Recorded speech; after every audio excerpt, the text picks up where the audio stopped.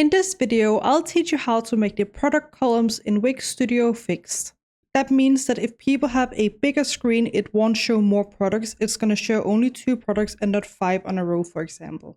So to do this, you need to start by going onto your Wix Studio category page. And if you don't know how to do this, go ahead up in the top left corner and click on the drop-down menu and select category page. From there, go ahead and click 2 times in the middle and click on settings. Now click on layout, click on product grid. And then right here, you can see we have the grid behavior. Go ahead and ensure that the fixed is selected and not the responsive. So go ahead and click right here until it's blue in here like you're seeing on my screen, and then it should be fixed and not responsive. And if you need to, you can also adjust the amount of columns that you have down here. So you could, for example, increase it if you'd like to, or decrease it. But that's pretty much it for this video. That's how you can make your product columns fixed in Wix Studio. Please let me know if you have any other questions in the comment section below, and I will try my best to help you out.